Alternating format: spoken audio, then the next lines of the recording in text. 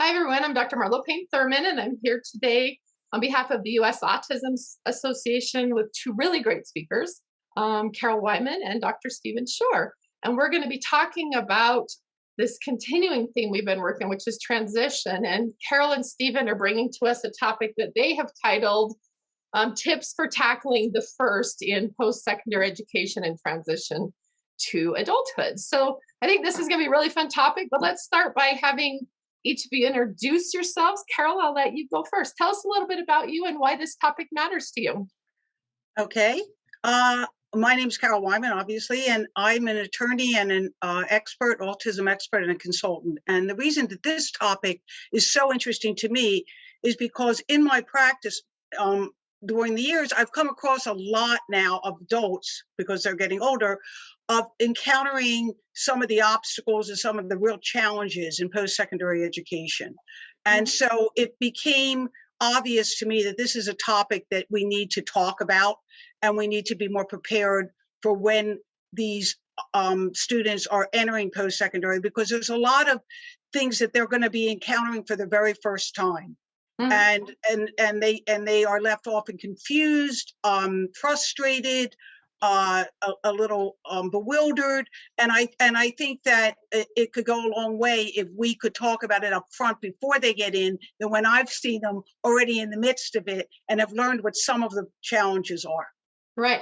And by the way, and I'll add, Carol, I know that a lot of your work, it's not just kids who are going off to college, it's kids who are leaving home or moving into kind of housing or going to work. So it's really, we talk about this from the standpoint of kind of post-secondary education, but it's all of those big leave home and live on your own for the first time. Right, it's the big first of leaving the nest, really. Yeah, absolutely. It's being more independent. It's the first Absolutely. big step to becoming more independent and having to advocate more and everything that goes along with independence. Yeah. Absolutely. Yeah, absolutely. Thank you. Stephen, tell us about you as if you're not famous enough already. All right. Well, it's great to be here with you and Carol. And I was diagnosed as autistic at 2.5 when I was struck with the regressive autism bomb. So like 30% of us, I lost functional communication, had meltdowns, and withdrew from the environment, and became quite a significantly affected autistic little child. Fortunately, my parents refuted professional recommendations for institutionalization in favor of what we would today call an intensive home-based early intervention program. And there was so little known about autism. And so really, that's just today's terminology, because in those days, the concept of early intervention didn't even exist. So fortunately, they figured out what I needed. And I started out in a special school, then regular school kindergarten, where I was a social and academic catastrophe. You know what happens to people who are different in grade school. Fortunately, school systems realize that bullying is not a developmental phase that people need to go through. And academically, especially in elementary school, I was just kind of left to my own devices to go to the library and read books on my favorite subjects. Maybe it was because I wasn't a behavior problem and teachers didn't quite know how to reach me. Middle and high school, when we think about transition, start thinking about it. Actually, we should start thinking about transition as soon as we know the child's autistic. And it doesn't quite seem to make sense that we did spend only 2 or 3 years planning the remaining 70% of a person's life. So that's one thing that's, I think, important to keep in mind when we get a diagnosis. Someone, a person is diagnosed at a young age. So anyways, middle and high school, you don't need to be autistic to have difficulties in middle and high school. But for me, it was actually better because I was able to engage in my highly focused interest of music when I joined the band. I had that structured activity in which to mediate interactions with others. And I got so involved in music that I got it into my autistic head that I needed to play all the instruments. So there it was, hours in the instrument closet. taking them apart, sometimes reassembling 2 or 3 instruments into contraptions that never should have seen the light of day. And then when I heard that one of the requirements for a degree in music education was that you had to learn all the instruments, well, that just seemed to be the thing to do, and that's what I went to college for. So as part of the transition plan for those of us who are going to college, who are continuing education, it's important to take note of what interests and strengths a person has. And how can that parlay into possible future areas of study at the college level or employment, because we also have to think about employment. Everybody has to work for a living, and that includes us autistic people.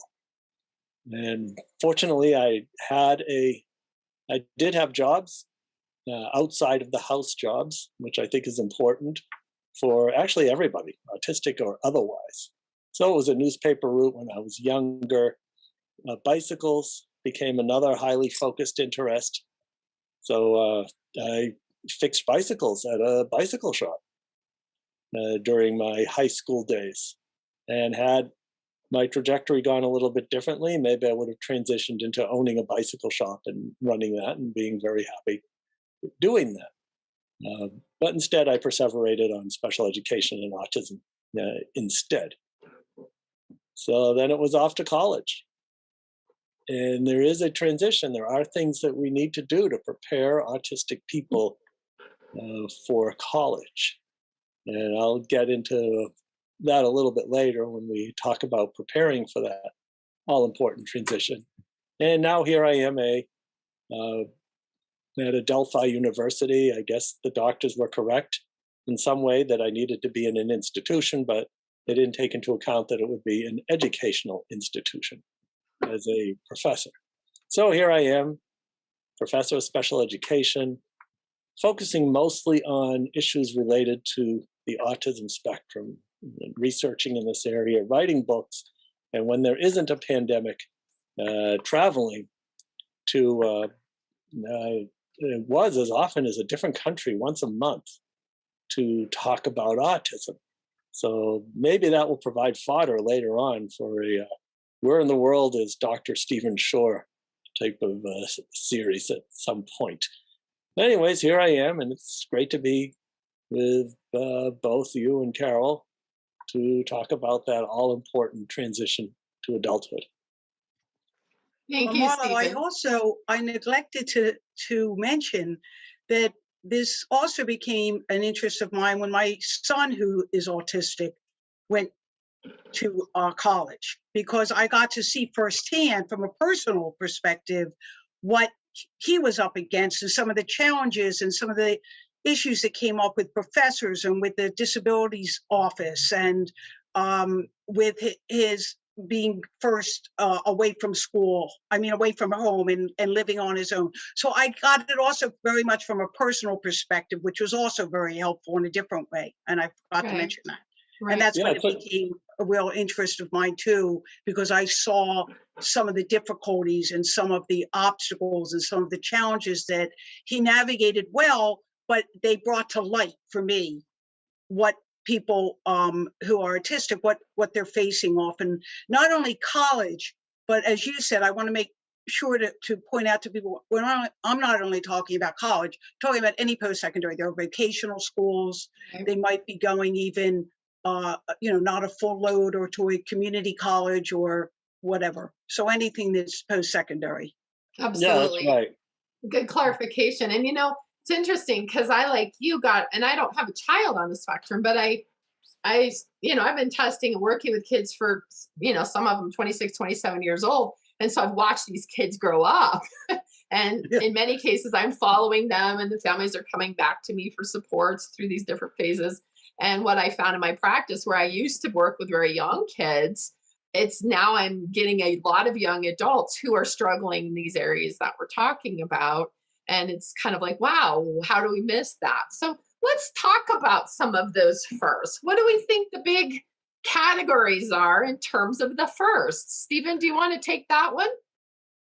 Yeah, well, the first is, as we think about transition, I think finding employment, uh, ideally focusing on an area of strength and interest, but also at times maybe needing to face the hard reality that you may have to do a job that you don't really like in order to get something better later on. So my first formal job was cleaning tables at a busy restaurant. And so I guess that would classify as not something you really want, but you do it so you can get a job, get experience, and then take that to something else.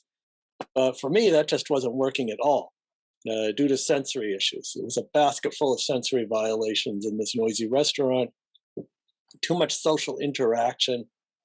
So I thought, well, is there something better I can do that I can be more successful at that focuses on my interests? So that's when it occurred to me to, well, why not be a bicycle mechanic, fixing bicycles? Because I had already gotten it to a point where I could take a bicycle apart down to the ball bearings and put that back together again. No pieces left over. And it still worked, often better than before I got to it.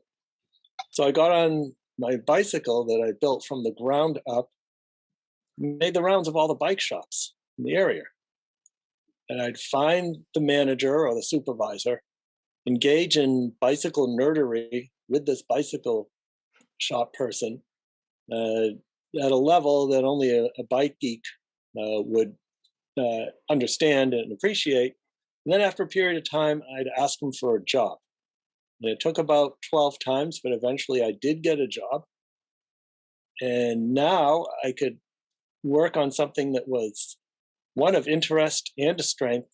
I could also moderate my sensory input by staying in the back of the shop, fixing bicycles, or I could go to the front of the shop and talk about bicycles to people who walked in.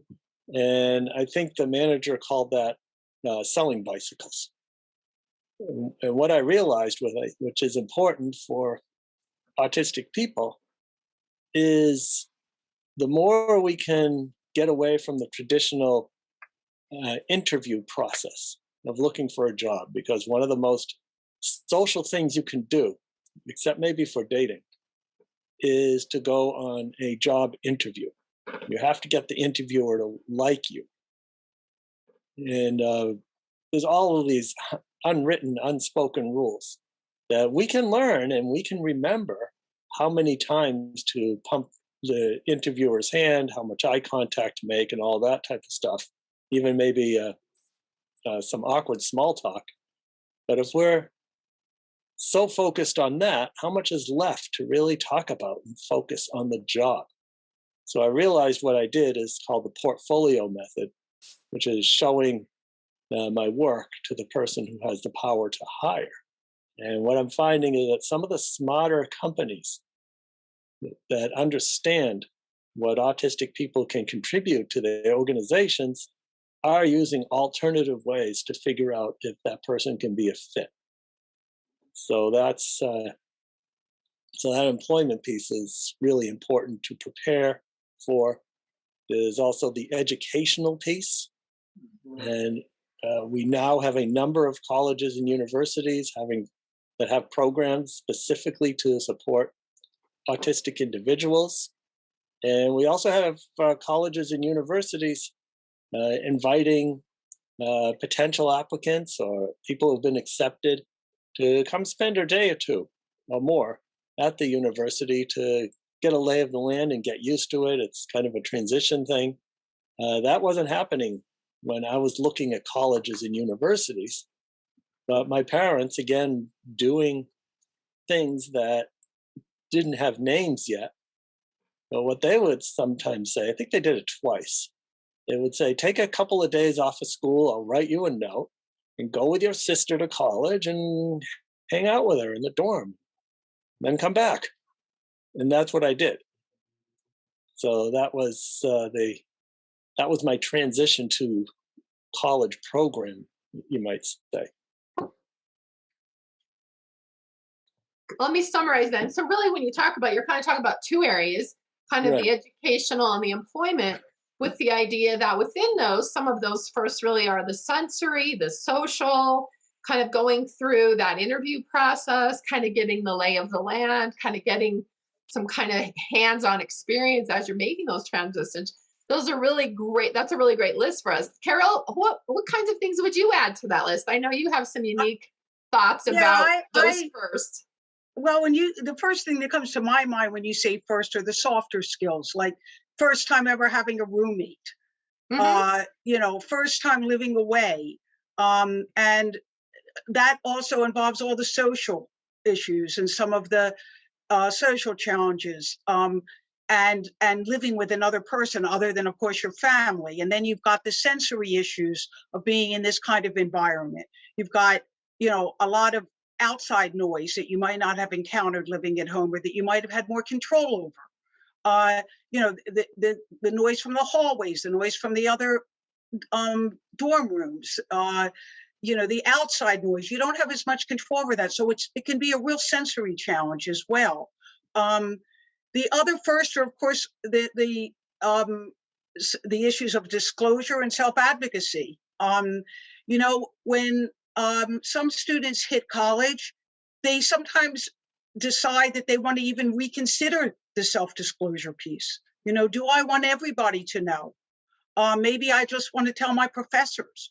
Maybe I just want to tell my very close, intimate friends, or the ones that I know I feel comfortable with, or, that I already have a relationship with, but I don't necessarily want everybody to know. So sometimes people revisit that self-disclosure piece as well. And then there's the self-advocacy piece, which is, there is so much more demand at this transitional point to be learning how to self-advocate and to be self-advocating for many more things that may have been handled by a caregiver or a parent or a guardian. There's a lot more, a different kind of first contact with professors. There's a real one-on-one that may not have been required the same way before post-secondary education, an educational setting where you want to encourage or teach students that they should approach their professors, talk to them on a one-on-one. They're going to have to be emailing them directly.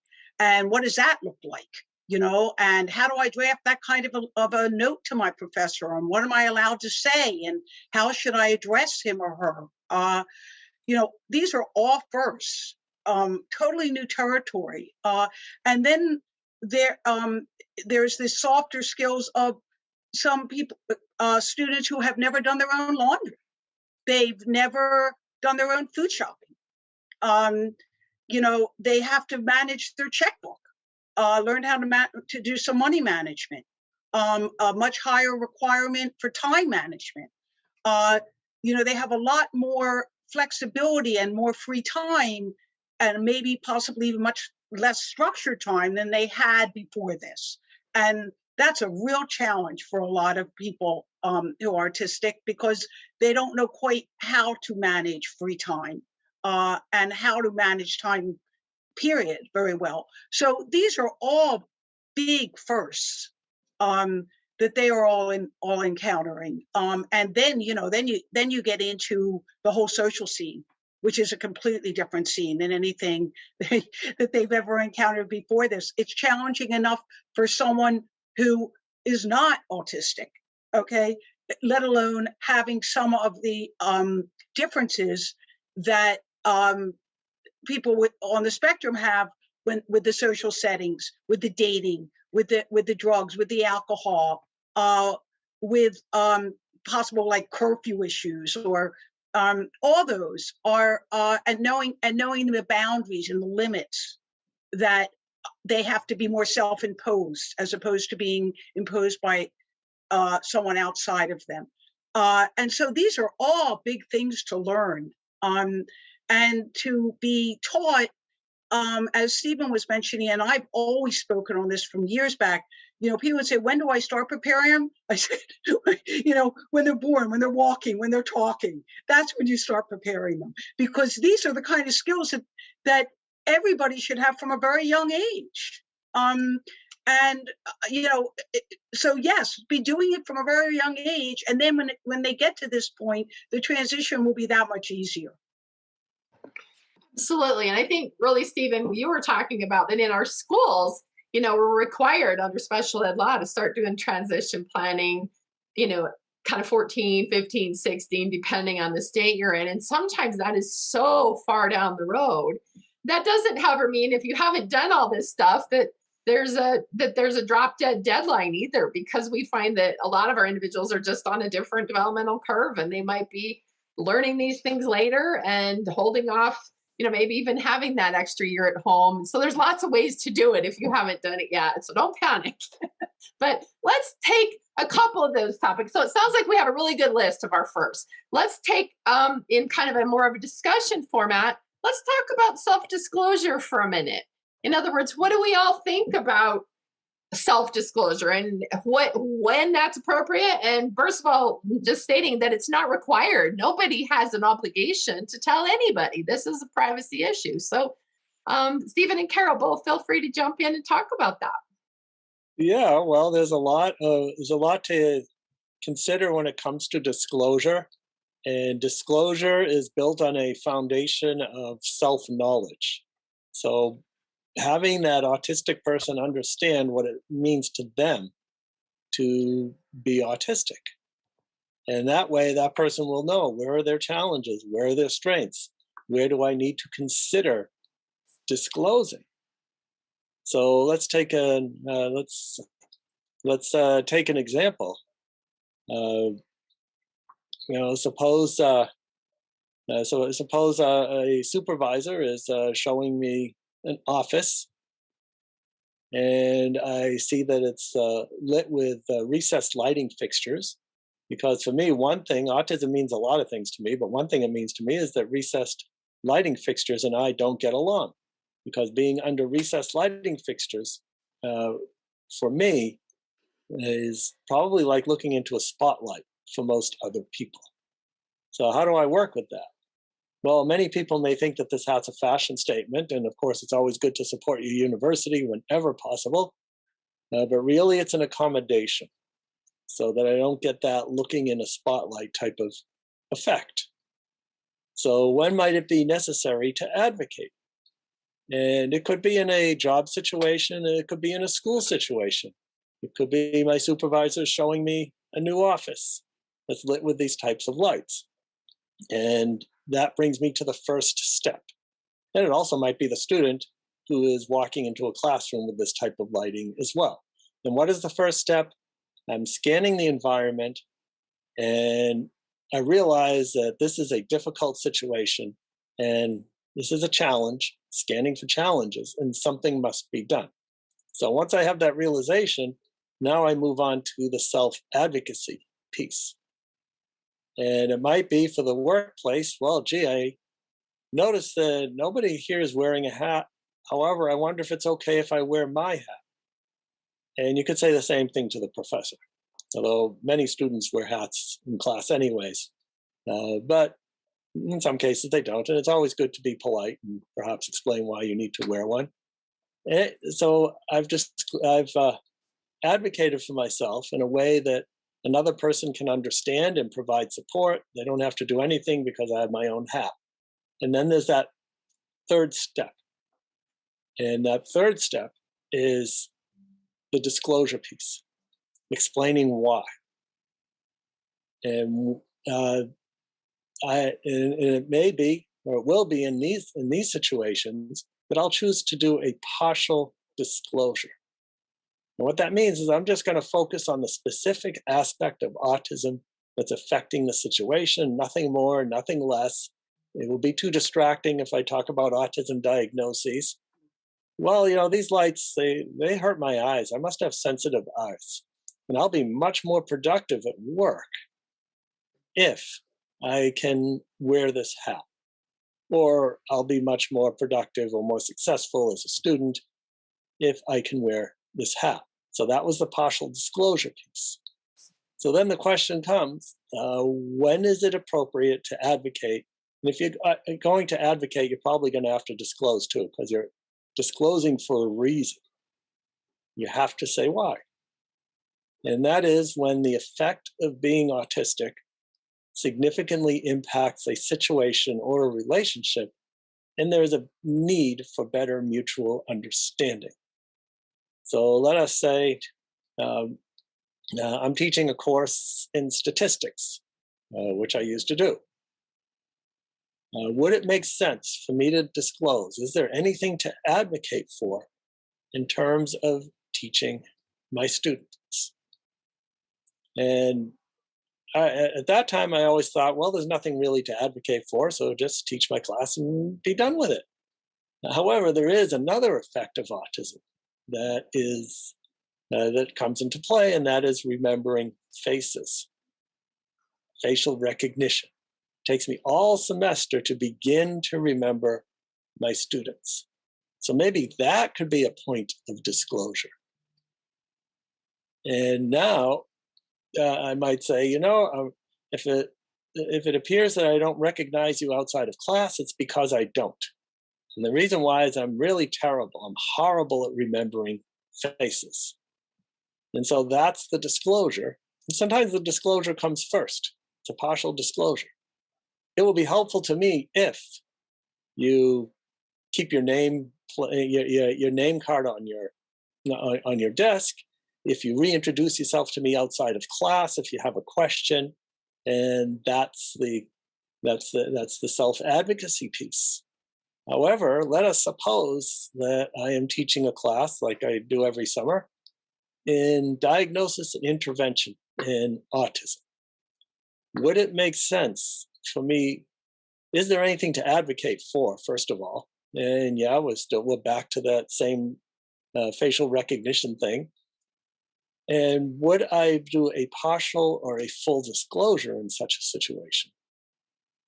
And I would lean to the full disclosure because knowing that I'm autistic as their professor, that would significantly impact the relationship with my students who I am teaching them about autism. So that disclosure piece is important, and you can always decide just not to disclose. You don't have to always disclose. You don't have to always advocate. Maybe the situation could be, well, you probably should, but there's something about the situation where it's probably not a good idea right now. Or maybe the effect of being autistic just doesn't affect the situation, so there's no reason to bring it up. Right. Those are really good guidelines for us, Stephen. Thank you. And I appreciate that self-perspective on that, because I think those guidelines can help a lot of different individuals. I've seen kids that just have that tendency to be like, hi, I have autism. Yeah, that happens. Yeah. Okay, hold up. Let's talk about that. Carol, why don't you add your thoughts on this? Well, Stephen really said almost exactly in his own way what I was going to say in terms of Stephen calling it partial or full disclosure. What I was going to say about it is that, and I think it is a really important distinction. You can say to somebody what is challenging to you without saying it's autistic or it's part of autism. Take me for example. I'm not on the spectrum. I can't remember names to save my life, okay? Stephen has it with faces. I have it with names, okay? So it's no different than someone on the spectrum or someone with autism saying, you know what? I'm really bad with names. I'll say to people, I'm really bad with names, so please don't take it personally if after you tell me your name, I don't remember your name, okay? The same thing when someone is autistic, like Stephen was saying, to say, you know what? I have a really hard time remembering too many things in a row. So you can't tell me 10 things in a row because I'm going to forget after the second one, the third one, as opposed to saying, I have a working memory problem, or it's because I'm autistic. Just identify what it is that you have a challenge with. And you don't have to there is no need to disclose that it's because you have autism. Unless, like Stephen was saying, there's a reason to disclose that you have autism. So if it's to a professor or it's to the disabilities office, yeah, that makes sense. You're going to tell them you have autism. If it's to someone you're trying to make a friend of in school or whatever, or your roommate, maybe not. Maybe maybe they don't need to know that it's because I have autism or is because of my autism. The only thing, one of the things I wanted to add to that, when I was speaking on choosing whether to disclose or not disclose, I think, as Stephen said, one of the really important things is it necessary? Is it make sense to do it in this particular situation, to say that it has to do with autism? The other thing that I wanted to mention is that I think it's also a big trust issue. And I think it's when people who are autistic get to learn even more so than they may have before, whom do I trust with this information? You know, I don't necessarily feel a need to tell everybody at the get-go, at the very up front end, you know what, like you said, I have autism, I'm autistic, you know? No, you know what? This person that I want to get really close with, or this person that I want to date, or that I'm interested in romantically, yeah, I want to get close to that person. So what I need to learn is, if I want to get close, then I have to share myself, or I'll want to share myself. And I think that I'm going to give it time to see, is this somebody I can trust with this kind of disclosure? And I think it's an excellent opportunity for those students to learn discriminating between whom can I trust and whom should I maybe be a little more careful with, and learning a little more about discrimination and about how relationships work, and that the relationships are different in terms of your interaction with them, and in terms of the level of how many things you're going to disclose, including this about yourself. So I think that's where the self-disclosure, comes in. I think, as Stephen pointed out, more so, I think that it's much more important for a student to disclose to a professor that it is because I have autism, but not to just say, like Stephen was saying. I think there's often a misconception to go to a professor and say, you know what, I have autism, so explain what it is that the issue is, the concern is, the thing you want an accommodation for, and then maybe say, and it's because I'm autistic and those things are difficult for me. Because like you were saying, if you just say autistic, and I've learned this from a personal standpoint and a professional one dealing with people, a lot of these professors have no idea still what autism is. So if a student just goes, they have all their own possible preconceptions about what it is, but the student needs to explain to them, no, here's what it looks like. I have to wear a hat because the lights bother me. So really the scanning, the recognizing a significant need, and then as little disclosure or as lot of disclosure as is necessary for the situation. I think that's a good house rule for us. While we're on relationships, let's kick this over into those relationships first. And there's some of the harder ones to talk about, but I'll remind everybody who's left home and either moved into a dorm or moved in with a group of friends, that's a whole new world, and that world hasn't changed. There's not this protective space where, there's not alcohol and drugs and sex and these things. We've maybe been able to keep our kids out of that, or they weren't interested in that in some ways. But once we go to college, it's right in their face. So let's talk about the relationship aspect of the first. Carol, do you want to go first? Or do you want a minute to think, and I'll let Stephen talk? The relationship aspect of the first. Well, first there's going to be the relationships of friendships. And a lot of times it's maybe a first for a lot of students who had some challenging times and some difficult times making or creating friendships or sustaining friendships. And I think when you hit post-secondary, that aspect of your life becomes even bigger, or can become even bigger. I mean, of course, there's the academic aspect, but as we all know, when you hit college or post-secondary, a lot of it's about the social landscape, and it becomes like a much bigger venue and atmosphere for people to form friendships, sustain friendships. So first we have that first, the friendship piece. And that's going to be particularly challenging because of a lot of the social challenges that come along with autism. And so I think that that's something that needs to be prepared for. Um, and in terms of also what might be appropriate in terms of making friends, in terms of not coming on too heavy or being overbearing in terms of, in wanting to make friends so badly that we're gonna go overboard, and I'm gonna just keep, going after this person or pestering them or whatever word you want to use, because I really want them to be my friend. And so that's one area that needs to be addressed. The bigger area, of course, is dating and romantic relationships. And for many students, this might be the first time ever that they are dating, or that they tend to have those feelings or want to act on those feelings, because also now they're away from home. They have a lot more freedom and a lot more opportunity to make their own decisions without mom or dad or whomever putting some barriers on that or boundaries on that.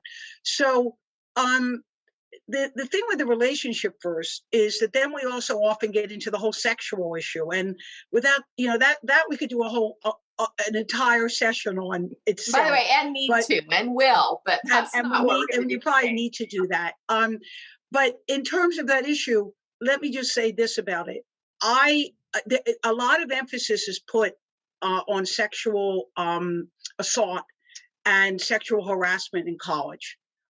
There's so much attention on this now, and there's a good reason there's attention, because there's the standards and the protocol are clarified now into terms of what you can do and can't do, and there's a lot more reporting. And so students with autism often make the innocent an unknowing mistake of approaching someone and maybe touching them without consent, or following them so that it looks like harassment, or it looks like even stalking.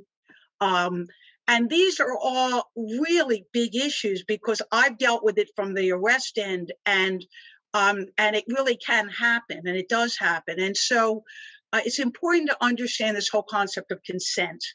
And again, that's a much longer discussion, but I talk often on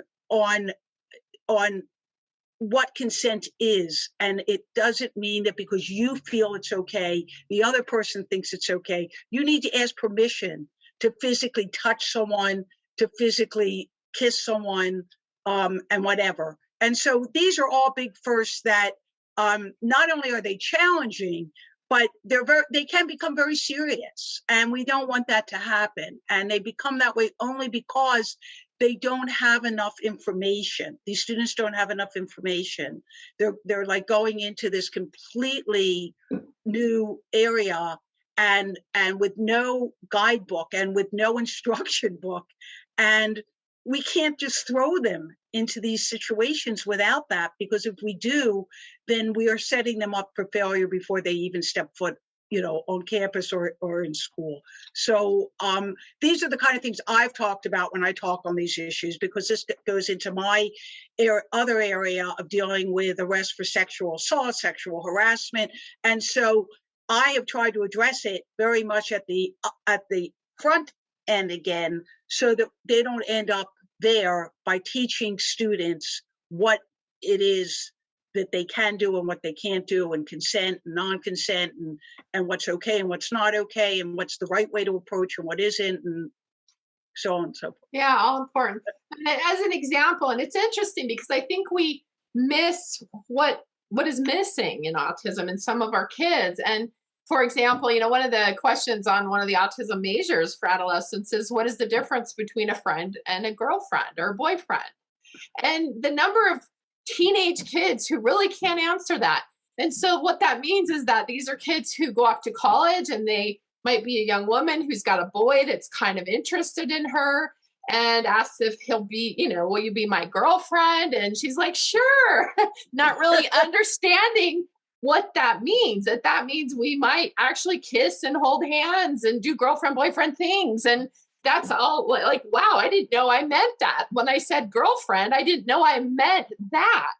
And that's just one example. Another example is I had a young woman who would go out and for walks. She'd get stressed out and she'd go walking around on campus past frat houses and stuff at like 2, 3, 4 o'clock in the morning.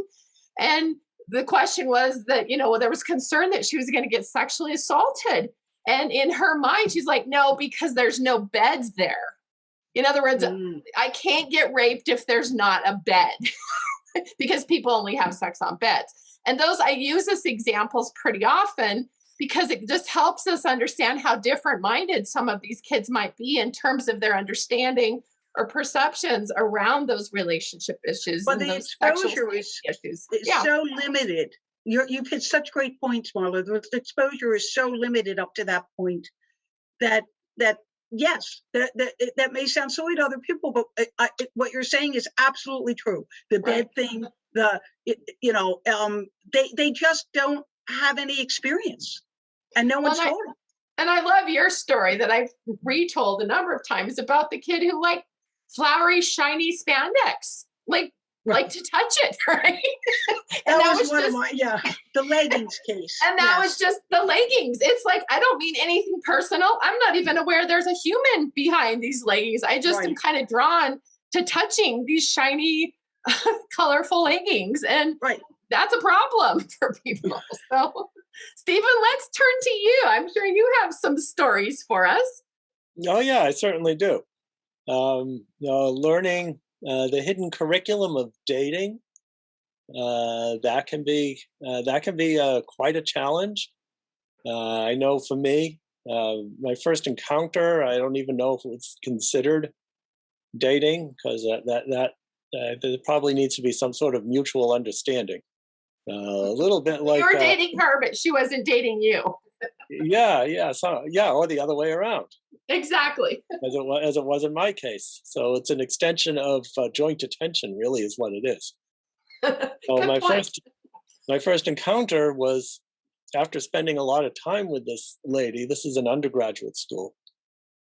She told me that she likes hugs and back rubs. And what I thought was, gee, I've got this new friend, and she doubles as a source of deep pressure like a Temple Grandin squeeze machine. What could be better? But after a lot of conversation, I realized that she wanted to be my girlfriend. I wasn't interested in dating at that time.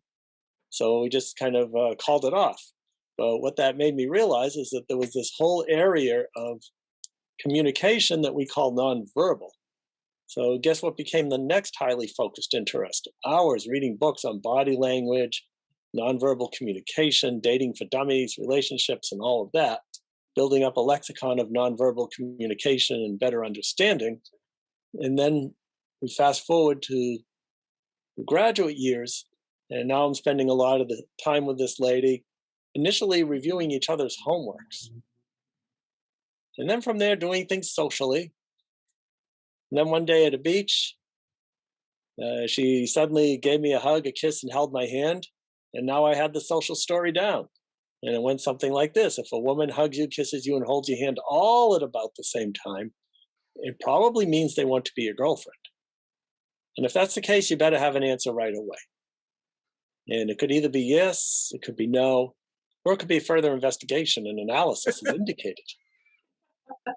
So it seemed to be a good thing to do. And if you want to find out what life is like, you might say on her side of the spectrum, we've now been married for, I guess we're getting on 32 years soon.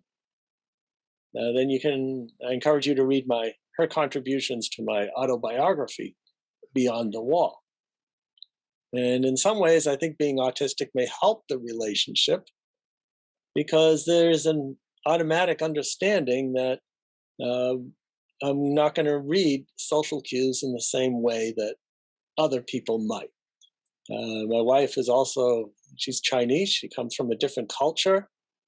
And there is research suggesting that the most successful long-term relationships with autistic people tends to be with others who have differences. And that may be because people from another culture maybe don't notice the differences as much. Or if they do, maybe they just misattribute it to culture. I guess all Americans flap and rock when they balance their spreadsheets. It's kind of a strange thing to do, but all right, I guess that's what they do.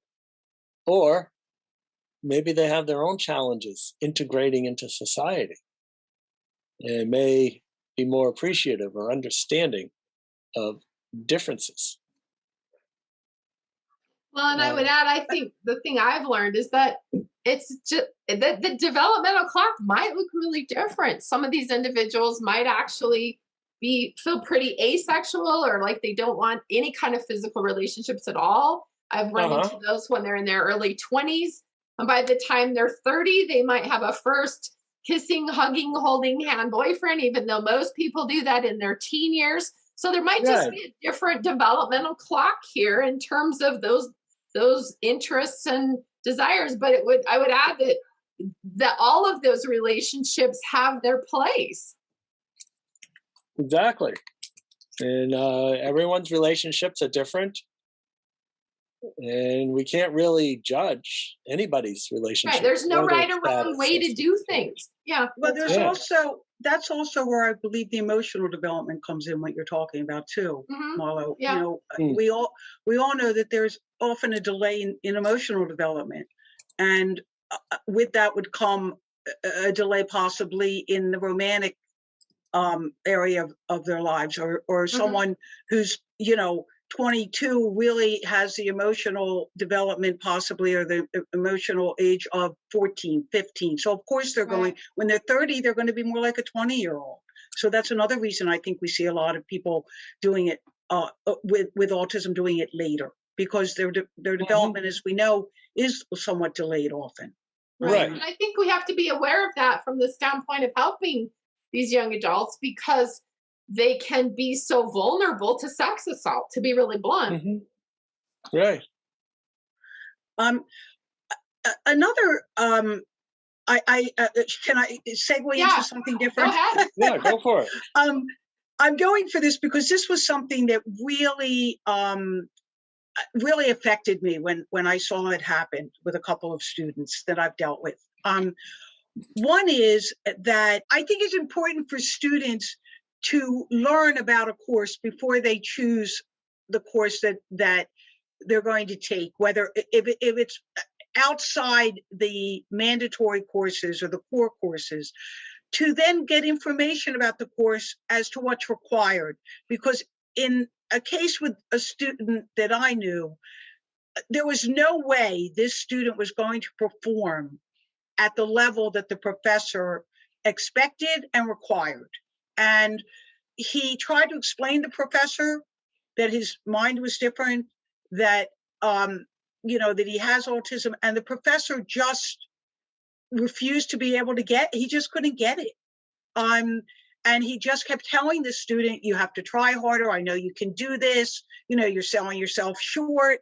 And that just left the student feeling worse and worse and more frustrated and not heard. And so I think it's important to examine what is going to be required of those courses, and whether it plays to your strengths or even more so to an ability that you have or not have, because your brain may be different.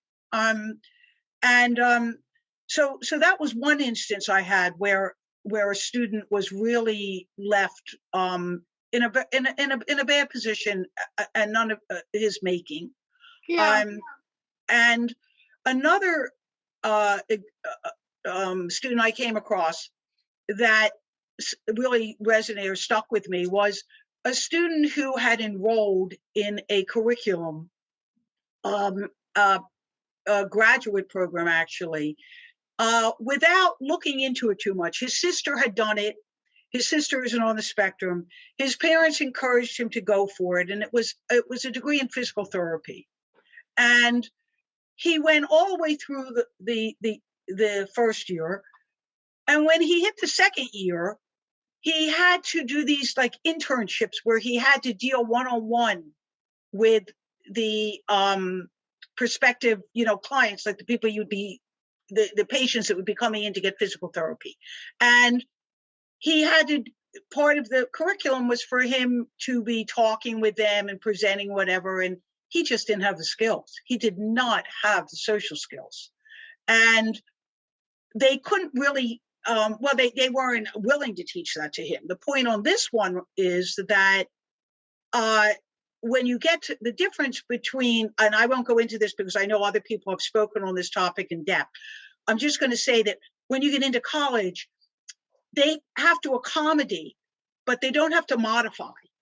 And that's the difference. They don't have to alter, and not only don't they have to alter, they will not alter the curriculum or the basic tenet of the course that you are required to take to complete that program. Mm-hmm. And so this particular student found himself in another terrible situation, already almost halfway through the program. And the school found that he could not fulfill the requirement of the curriculum. And what a terrible position to be in at that point. What was he supposed to do? And so again, it's something that I think the reason I'm raising it is because students need to really look at this before they enroll in a program, because they are not going to alter the curriculum requirement. And you've got to make sure that it's a requirement that's going to be something that you think you can perform. And if not, then pick something that's better for you, more comfortable or easier or more natural. And again, these are all about making the right choices and as opposed to making choices that then you can't backpedal so easily and you've lost a lot of time. So I just wanted to bring those two things up because those were things that it really struck me when I encountered them. Thank you, Carol. Stephen, I'd like to kind of continue on this theme for just a few more minutes and have you talk to us about kind of those educational firsts and how, and I guess we're kind of opening up a topic kind of on different mindedness and how individuals learn differently and think differently. So maybe you can take that for us and go where you'd like to go with that. Yeah, and that dovetails perfectly into what Carol was talking about. And that is being aware of different learning styles, different modalities. And we are challenged at the college level because unless you've studied education or special education in particular, the math professor, for example, has not studied how to teach. And in some cases, may feel or may actually be true that their primary reason for being hired was not to teach. So I think more education at of professors and accessing different learning styles. The concept of universal design, for example, which may take a little more time in the beginning, but when you're done, you'll have a curriculum that's accessible to more people. And what I found is that when developing accommodations, and Carol's absolutely right, we can make accommodations, but we cannot change the curriculum. But we can present the curriculum in many different ways. We can also provide different ways for students to process this information and also to demonstrate that they've mastered the material. And I've got one such example. This is in a community college where I taught a course in electronic music. And I had an assignment that consisted of listing the components of an electronic music lab, of our electronic music lab, and briefly describe what each component does and how they're connected to each other. And so after I gave this assignment, the students went home, and I guess that's what they were going to do for their homework. And a student walked up to my desk and said, well, I have so much ADD. I've got enough ADD to sink a battleship. So first he's disclosing, probably on his way to some kind of advocacy. And then he said, if because of my ADD and there's a lot of overlap with autism as well. My handwriting is so slow that I probably won't finish, and whatever I do finish, you won't be able to read anyways. So I might as well take the F now because I'm going to fail. And then he thought for a while, and he actually came up with his own accommodation. And he asked if he could draw a map of the studio. So people with ADD are very similar to many autistic people, tend to be visually based. Not all of us are visually based. I know a number of autistic people who are so non-visually based they can't read a map. But this guy was, and it was his strength. Gee, can I draw a map of the studio? And then I had to consider, well, what is my goal for the course? Is there a writing component? And then if there is, might there be an accommodation for him? Or am I more interested in content knowledge in this case? So I could have said, and which would probably be a fairly typical response, one, to think to myself, well, you're a college student, you should already know how to write. And maybe translating that into a suggestion, well, if you want, I encourage you to drop this course. Why don't you take the developmental writing courses we have? And then next year you can come back and take the class. And I know you'll do very well because I know you know the equipment much better than everybody else. So you'll get an A at that point. Or if I'm more interested in content knowledge, might there be another way that he could express that? And in fact, he already gave his own accommodation. So I told him, go draw your map. And indeed he did, which demonstrated that he understood the equipment, how they all interrelated. And in fact, I knew that he should get an A on this because he knew the equipment better than everybody else, and he understood some aspects of it better than I did. So here was the real possibility of a student with greatest mastery, but because he could not meet some, in this case, rather arbitrary, but not always, because a lot of college assignments do have a writing component and you're evaluated on how well you write, but this one didn't. It was just kind of there. I figured that's how people best communicate. Then if I relieve him of that barrier, he can perform to his capacity. So what I did after that is I revised the assignment, which basically said either write it out, draw it out, or show it to me. Yeah, speak it, write it, or build it. Yeah. Yeah, that's helpful. Well, Stephen, are you teaching or speaking to other professors to do what you just said? Yeah, I do. Yeah, I give workshops for professors. In fact, I'm finalizing a plan to go out to Bulgaria, wars and pandemics notwithstanding, of course, in December, to spend a couple of days at an international school out there to talk about what I just am talking about now.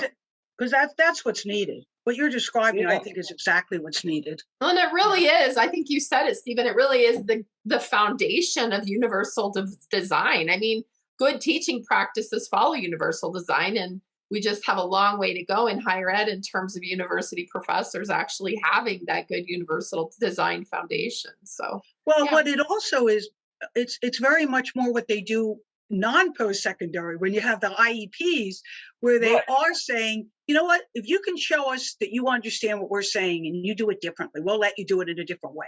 So why not extend that to college? It's the same. That's what's missing. Right. Why not extend it to work? And what I find is that a number of professors, teachers, grade school teachers, employers too, after working with them and about developing various accommodations, again, not changing the requirements of the course or the job in this case, modifying things so that the person can be successful. What I often get back is that all this work that I've learned on how to better communicate with my autistic workers, employees, or all this work that I've done to accommodate this one autistic or otherwise differently learning or disabled student has made me a better teacher or supervisor overall. And many other people can benefit. I often say that what's good for autistic people tends to be good for everybody else.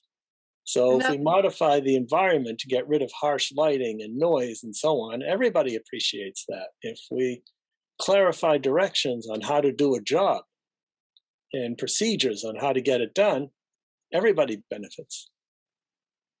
Well, and what we found, and I've recorded a couple of sessions with workplace employers who are really kind of targeting not only addressing the needs of individuals with autism, but also capitalizing on the skills of individuals with autism as a corporate strategy. They're all saying the same thing. As we meet the needs of individuals with autism, it's good practice, both financially and otherwise, to meet, because then we meet the needs of our other employees better. We have a more stable workforce. We have less turnover. We have people willing to go the extra mile. So there are corporate benefits to doing what you're talking about as well, and not just good-natured, good service to the community, that there's actually money in the game when people address these needs and keep and retain individuals who have different mindedness in these colleges, in these workplace settings, that there's a financial benefit to doing that. Yeah, a good example of that, where both are combined, is that some research was done on the program at Adelphi University, Bridges to Adelphi program. And what they found is that students engaged in the program had a higher grade point average than the general student population. They also found that there was a better retention rate. A greater percentage of students were sticking around and finishing their programs and not quitting in the middle or towards the end because they were frustrated about one thing or another. And that's just good business practice for a university too. You do want your students to finish, and you do want them graduating. Right. So again, everybody benefits, and it also brings up the question, well, if these autistic students are doing better, students who are known for being disabled or in that category, if they're doing better than everybody else who don't have disabilities, is there something that we're doing in that program that should be offered in some ways to everybody else? Right, exactly. Yeah.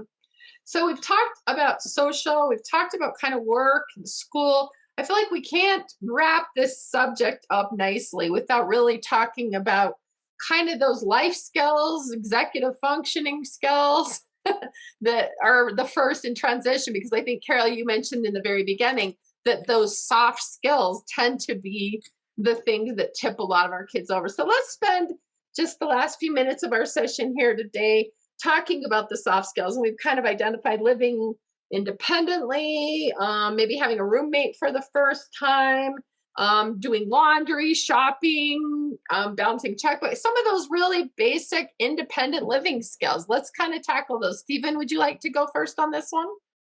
Yeah, sure would. Yes, it is. Those soft skills are incredibly important.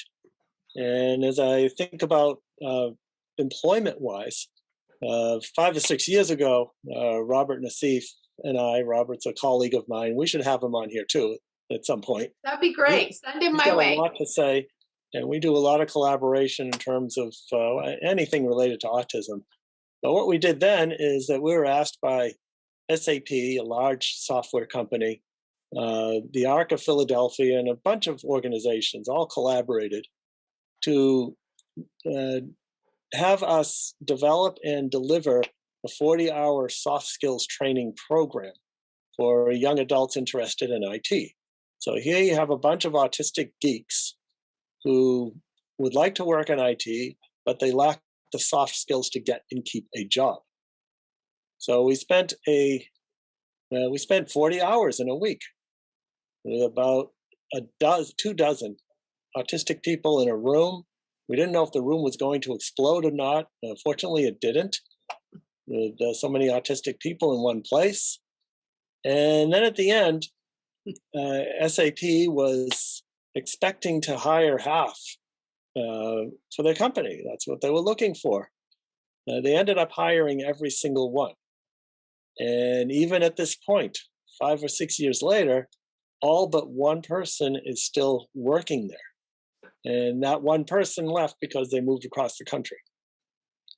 So that's an example of the importance of these soft skills. There's also research suggesting that the most highly weighted variable in employment success, beyond, of course, you have to know how to do your job. Once you get over that, and there's always many, many dozens of people who can do a particular job, once you get beyond that, it's all in how well you get along with others, otherwise known as social skills. Exactly. And the good news is that we can learn these things. It just requires direct instruction and often a lot of role play and critiquing those role plays. Mm-hmm. Thank you. Carol, I know you talked about the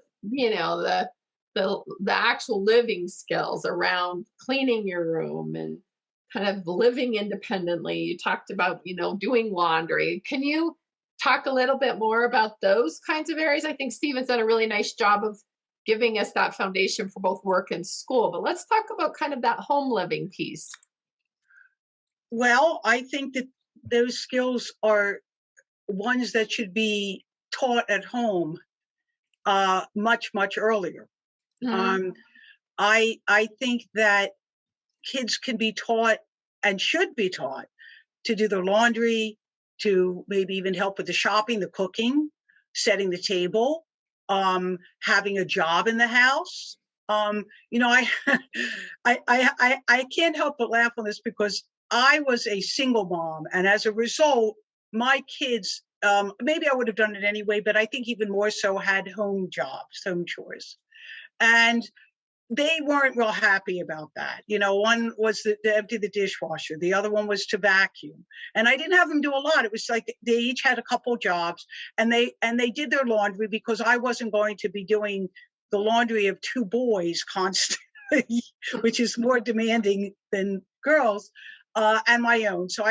And the reason I'm laughing is because they complained a lot. Nobody else's mother makes them do this, Mom. We're the only ones. And I would just say, well, they're not a single mom. So, but the truth is that fast forward to college, oh my God, they were so much more prepared because they had already done their laundry for years, and they actually came up against students that didn't know how to do it. They had already shopped. Okay, they already knew what it was to do a shopping list or to go into the stores when they went to help me or to unload the packages. So, what I'm saying about that is you're not doing a kid a service by protecting them and sheltering them from taking on those responsibilities early on. I think we have to change our perspective as parents that way, and caregivers, that you're really helping them, and they will feel more independent. They will feel more competent if you let them learn and do some of those things early on. How about money management? Schools started to have courses on teaching kids about money, how to handle money, how to balance a checkbook. These are all really important skills that should be done at a much earlier age. Students on the spectrum or not on the spectrum should be entering college anymore. In the world that we have today, I don't think having their first encounter with those skills when they hit post-secondary school. Let them open up a bank account, before that. Let them open up a checking account. It's things like that. Time management's a little trickier. Learning time management is a particular skill. And in terms of some of these soft skills, what I wanted to add to that piece is that some of the students have a lot more support before post-secondary. They might have an aide, or they might have a tutor, or they might have, whatever. What I think is often very helpful when they hit post-secondary is to get if they can afford to do so, of course, is to get a coach. I have seen tremendous success with students who have gotten life coaches, and they can help fill in the gap of the support that they're missing that they might not have, that they were getting before they hit school. So they're not just on an island all by themselves, but they have this coach that they can check in with, that they can be accountable to, that can address day-to-day challenges. So that's another suggestion that I have seen is very helpful for a lot of students. Yeah, and I've even had parents help these kids hire a personal assistant to kind of walk them through, and with the idea of coaching. So there's lots of ways to do that. But I think there's some interesting points here, Carol, because what you're really saying is something I've seen in my practice, is that while lots of kids don't learn these skills, what we find is that many young adults kind of go out and just kind of figure it out. And what we find across the autism spectrum is, without some formal instruction, it's much, much harder to figure it out.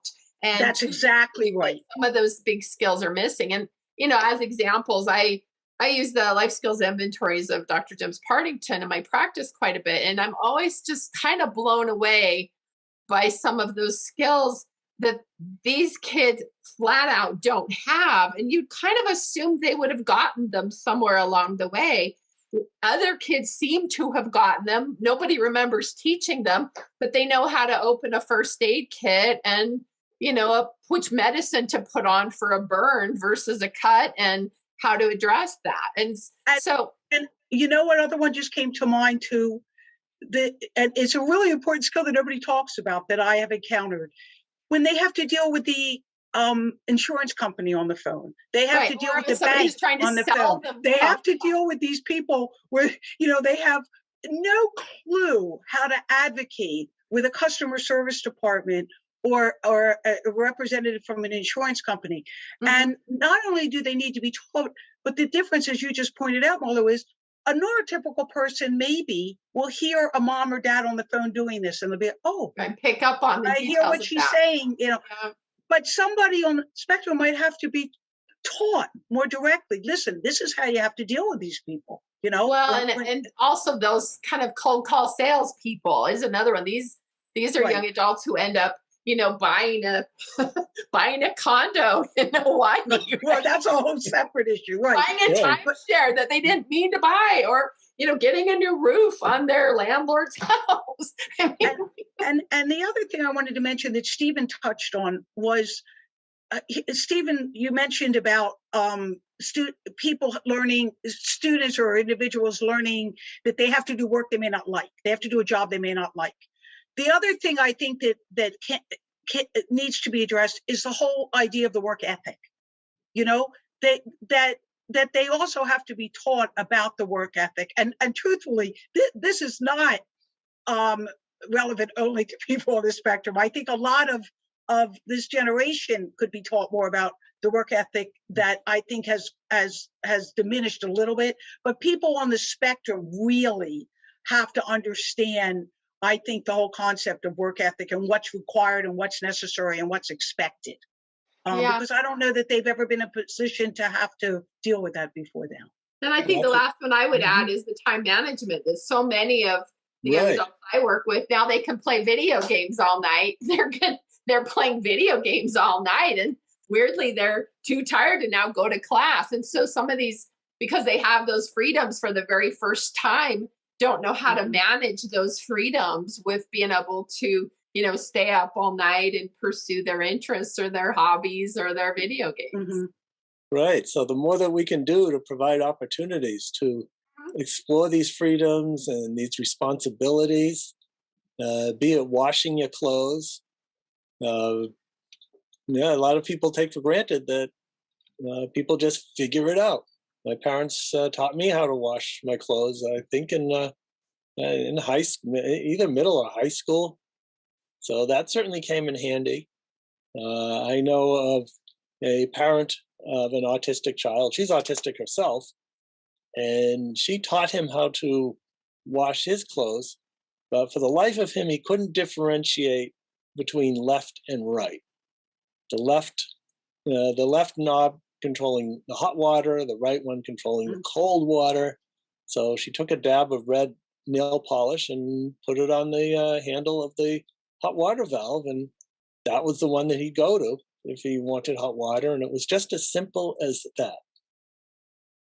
Yeah, and It's Michael really about Beloff in problem his solving. session, hang on a sec. Michael Beloff in his session talks a little bit about some of the technologies, like the stove that automatically turns off after 15 minutes of no use, so that we're not having, because it's hard to remember to turn off the stove when you're struggling to cook. So all of those kinds of soft skills, there are some tools, but I think coaching is a help to all some of those. It sounds like, Stephen, you had one more thing you wanted to say, and then Carol, I'll let you close us out kind of with your final thoughts.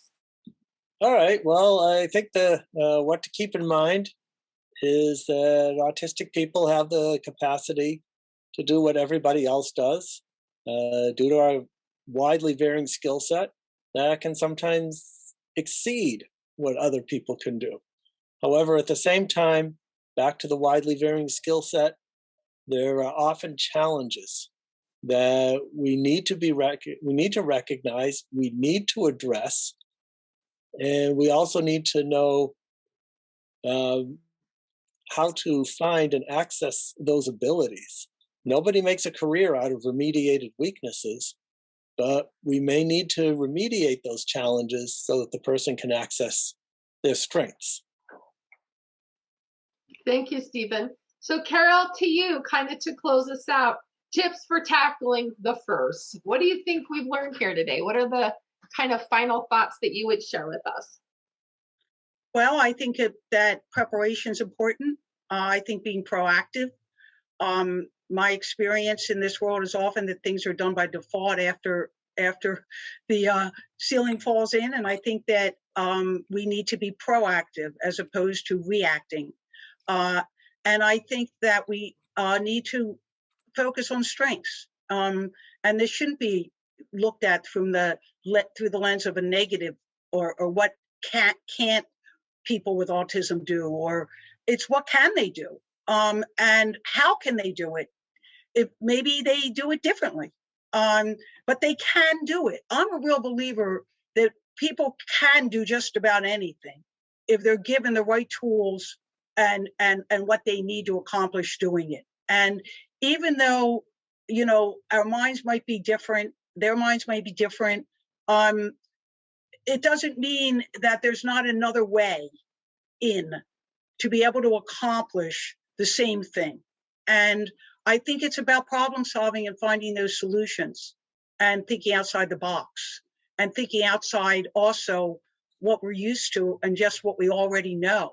We need to create a new future that way. And it is a different world. And we've got to step out of the one we're used to into a new one, and be part of creating the new one. Absolutely, Carol. And I think as we do that, we widen our lens to be able to address the needs of all individuals. The 50-year-old mother who's had to leave her job to take care of her own mother who is in hospice. The 27-year-old kid who gets diagnosed with cancer. In other words, this isn't just about addressing the needs of individuals with autism. It's about being inclusive and addressing the needs of all individuals to give us all a better ability to contribute and bring our talent to the table and offer that to the world around us. And it's about acceptance and embracing it as opposed to rejecting it. I agree. Absolutely. So yeah, it sounds like we've all kind of arrived at the same place. I appreciate you guys' time today. It was a really in-depth discussion on the topics of the first. I think we covered a lot of them. Certainly we could go into these and we could probably spend a week just on the first. I think we did a nice job of at least getting kind of a good stab at what they are and where we might be able to support and help those individuals who are the first steps identifying those helps. Yeah, and identifying and kind of like Stephen said, scan the environment, figure out what you need, and then figure out how to get it done. So yeah. Thank you so much. It was a pleasure. I have thoroughly enjoyed visiting with the two of you today, and I am likewise. I'm looking forward to having this session come together. Thank you so much.